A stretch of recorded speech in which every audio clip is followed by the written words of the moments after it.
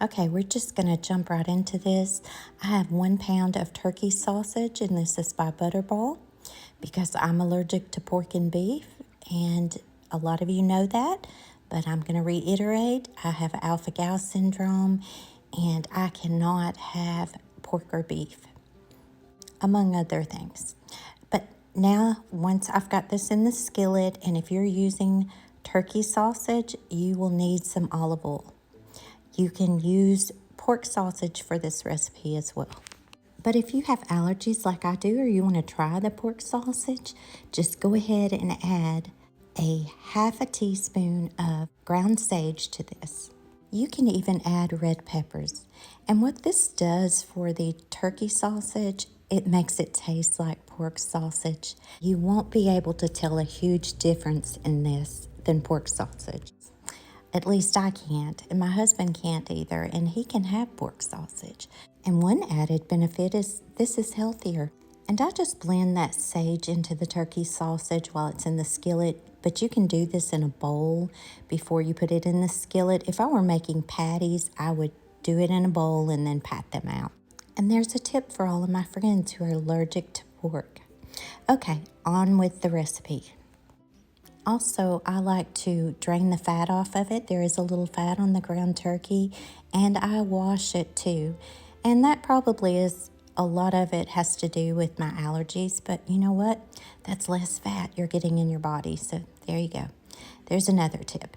Now, once you've got your sausage scrambled, whether it's pork or beef, we are going to add 1 small yellow onion diced and 1 small bell pepper diced. We are going to let this simmer and let those onions and bell peppers soften up, which should only take about 5 minutes, and then you want to put this in a bowl. Once you've got your mixture in a bowl, then we are going to add about a half a cup of green onions diced to the sausage mixture. I added 1 block of cheddar cheese to this, and I like to shred my own.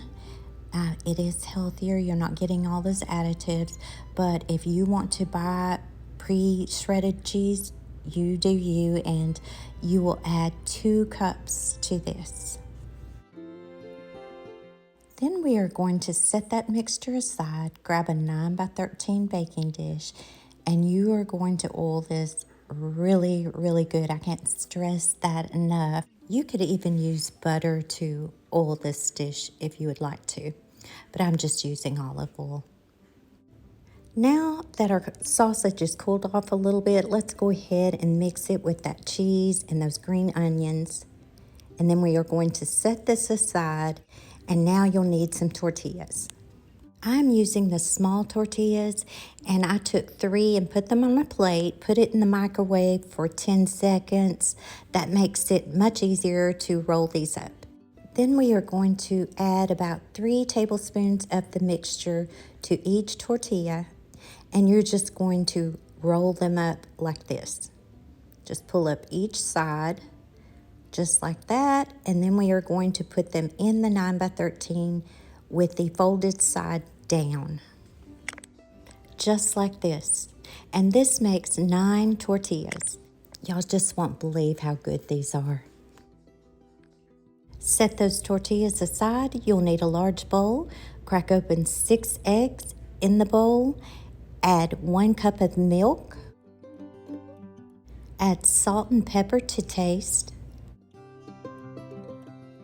And I'm just guessing here, but add 1 teaspoon of Cajun seasoning. Let's mix this together, making sure to beat those eggs really well. Now for our final ingredient. I'm going to add about 1 teaspoon of sriracha chili sauce. And again, let's blend this together. And we're going to pour this right over the top of those tortillas. Now, once you've got this on the tortillas, they're nice and covered, we're going to cover this dish and put it in the refrigerator. You can leave it overnight. You could go ahead and cook this if you wanted to. But what I did is I made it that morning and I put it in the refrigerator for 6 hours.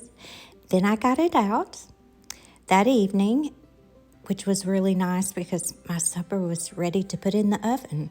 We'll need to cover this with some aluminum foil. Then we are going to put this in the oven on 325 degrees and cook it for 40 minutes. After 40 minutes, take it out, top it with a little more cheese, and I'm just using my sandwich cheese because I didn't have any more shredded cheese. You can do that, use what you got. Now we're going to put this back in the oven for 10 minutes. After a total of 50 minutes, voila, dinner is ready to be served. And I can't even begin to tell you how scrumptious these were. My husband loved them as well, and they were just as good, or if not better, the next day.